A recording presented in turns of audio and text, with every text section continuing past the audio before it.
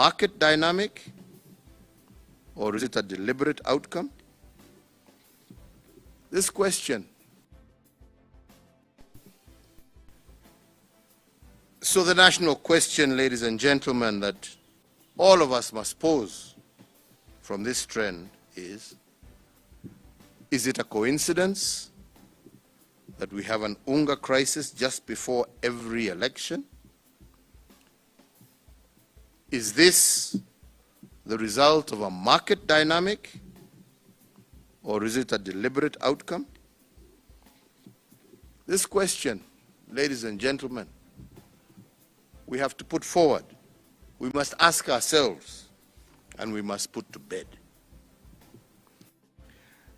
And in posing this question, I return to the three entities charged with the duty of care for the people of this republic, with respect especially to the price of hunger that we address today, and its curious relationship with every election. So today I ask our maize millers, like every single citizen of this republic, they have their rights and responsibilities as corporate citizens. And they must enjoy their market rights to make profits. But I do hope and pray that they should also exercise a corresponding social responsibility to the people of this republic who make it possible for them to do their businesses and make profits. Even whereas in this particular case, we must say that the price is also affected by drought and the other external factors that I have mentioned, we must also agree that the motivation for profit must be tempered by a reasoned level of social ethics if our businesses are to survive. And I say so because making profits and ethical corporate citizenship are not conflicting ideals. They are in fact complementary. You can make profits and exercise responsible business practices. And you can do this all at the same time. More so, because if unethical practices result in instability during and after elections, the biggest loser is not the ordinary citizen. It is the corporate citizen. It is their investments that are the first to suffer. And because a government, or let me say, because a responsible government cannot legislate a culture of corporate responsibility, and neither can we police the social ethics of corporate citizens, I do request all of them to see their role as a partnership, first and foremost with the people of this republic, and second with their government. This is true of some large-scale commodity house and maize traders, maize millers, fuel handlers, and we know it's not all, but there are some who use the practice of hoarding to control prices. But I ask you today,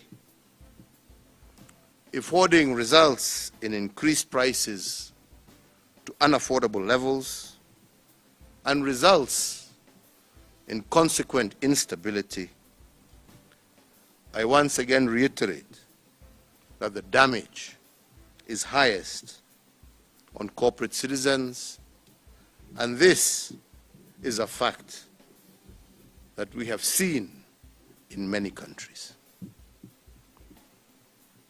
But fellow Kenyans, it is not just our corporate citizens.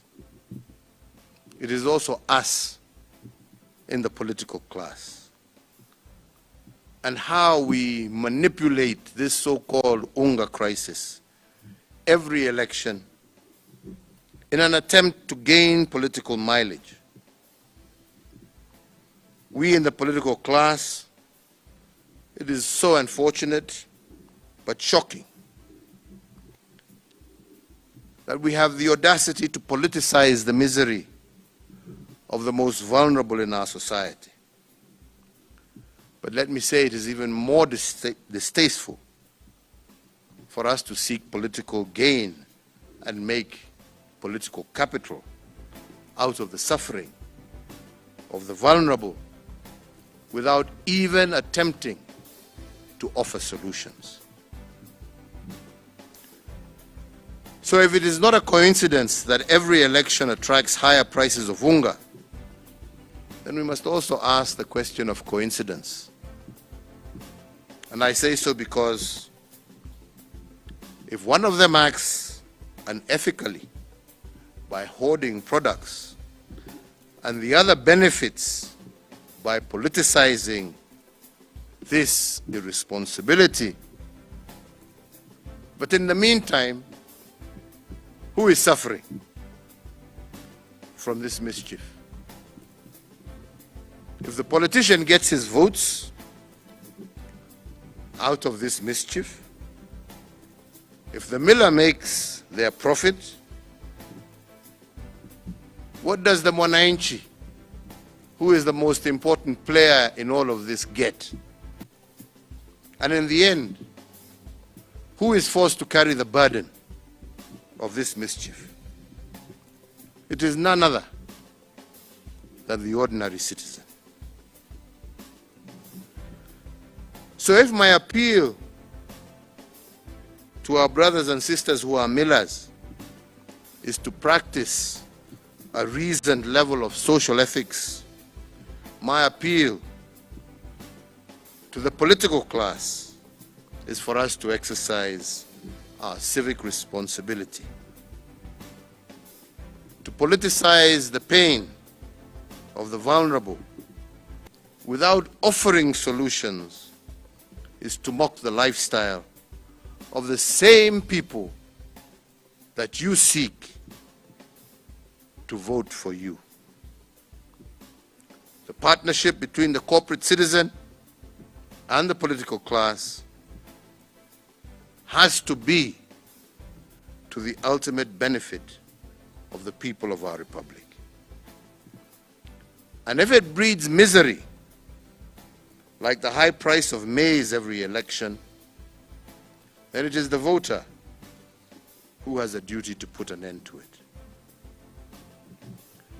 I come now finally to the government. The world over, government is meant to be a community of solution givers, not solution avoiders or problem moaners. And it is our mandate as the fourth administration of this republic to offer solutions to the needs of those who elected us and to cushion them whenever unexpected problems degenerate into a crisis.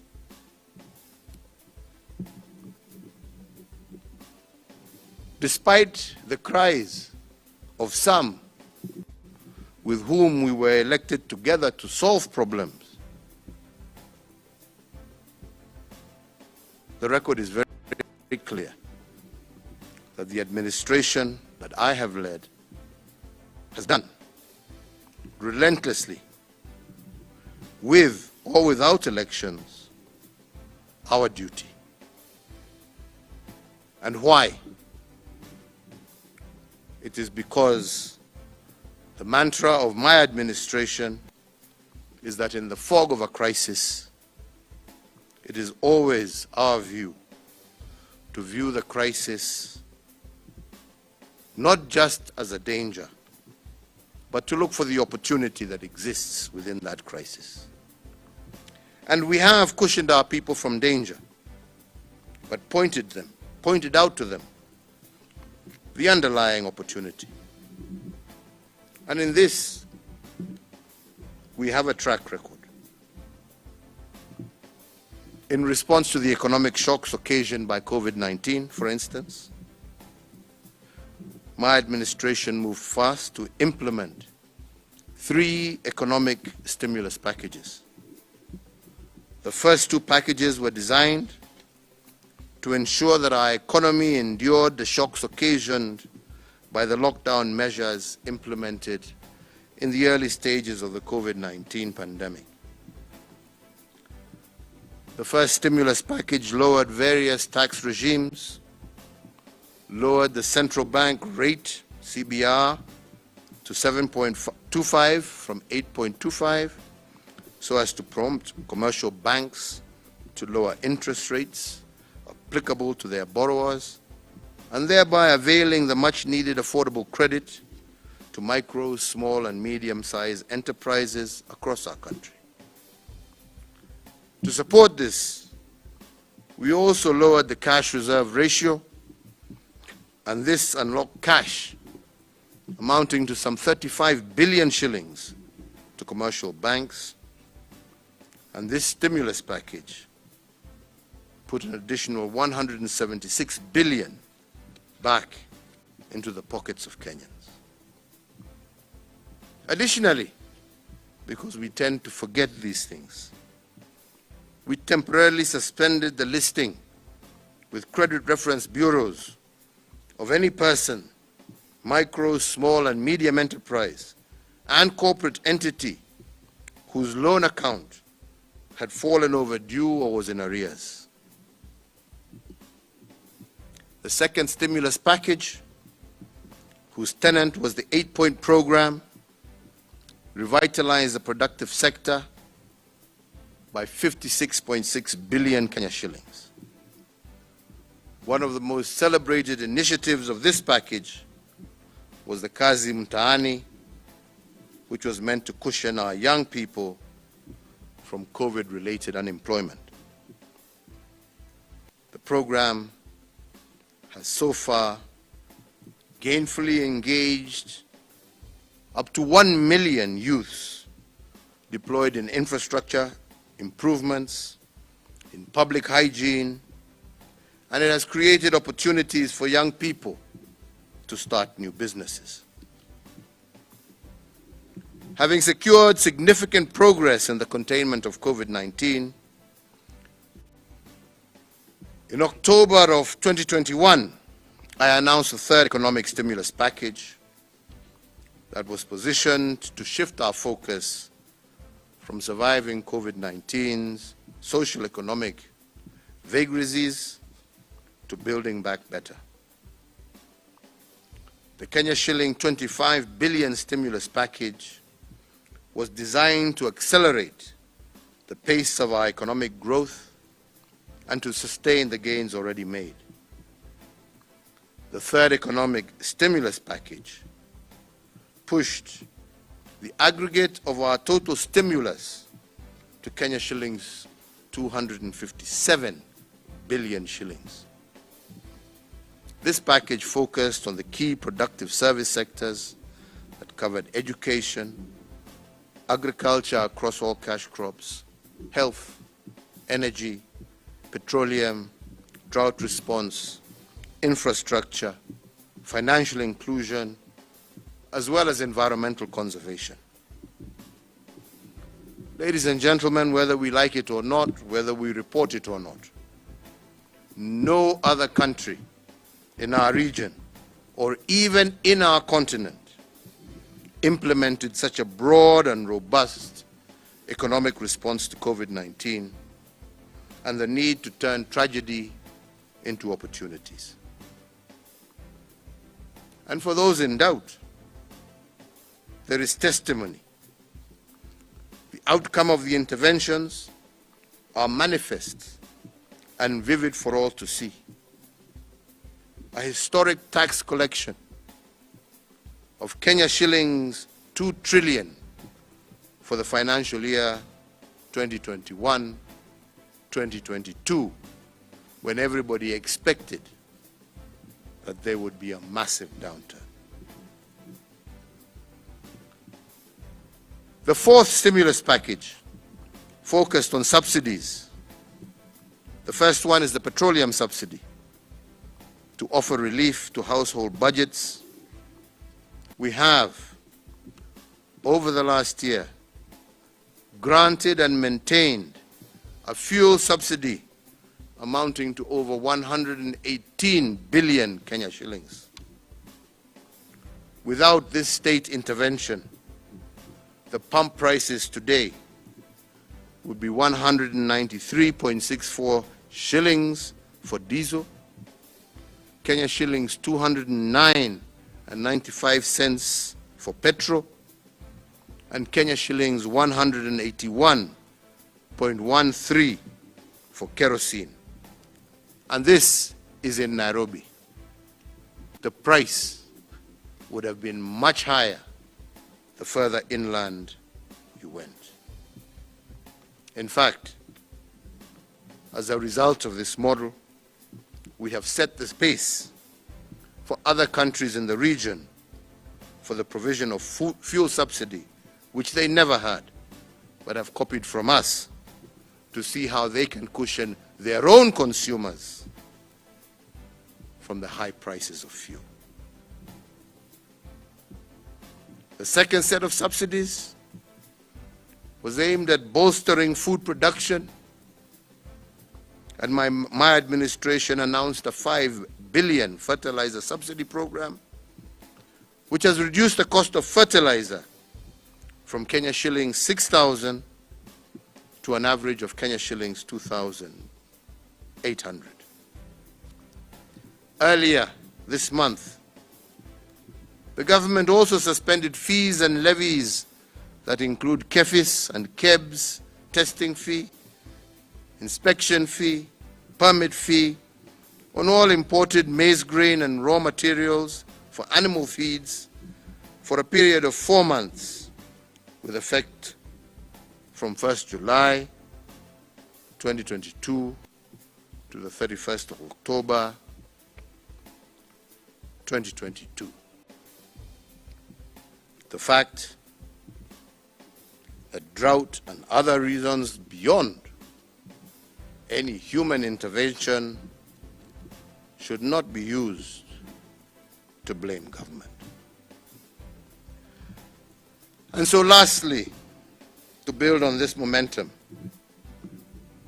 as well as being led by empathy and understanding and our desire to cushion our population from the rising cost of living, today my administration wishes to implement a fifth stimulus program focusing primarily on the Unga crisis. I note with regret and sadness the impact that it has had for a 2 kg pack of maize meal to remain out of the reach of many, as it currently retails at approximately 205 shillings.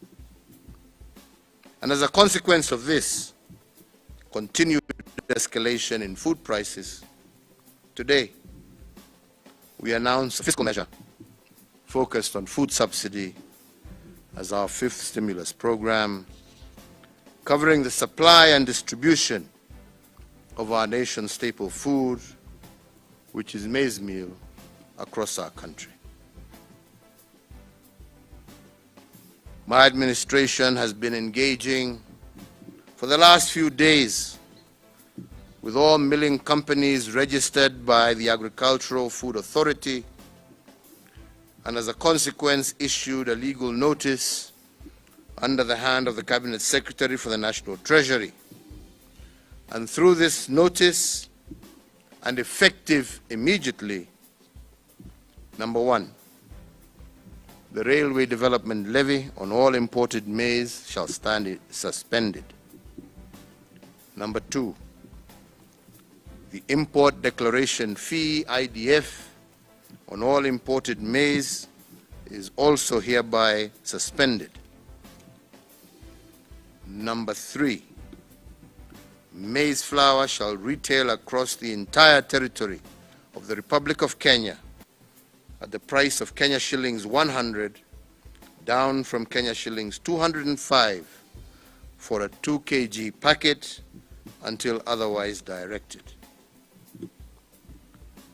This program of a subsidy of approximately 105 shillings per 2 kg pack of maize meal is meant to lower the cost of living for vulnerable households as we look for a sustainable solution to the recurrent rising prices of unga every election. I want at this juncture to take this opportunity to thank, first and foremost, all the millers with some of their representatives here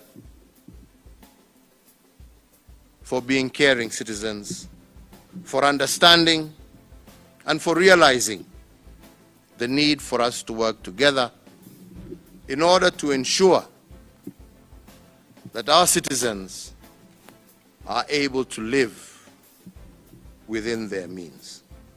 Asanteni sana. Thank you all very much. Shukran sana. Thank you. Thank you for that. So, ladies and gentlemen, allow me to conclude by re-emphasizing the need for both corporate citizens, the political class, and government to exercise high civic responsibility.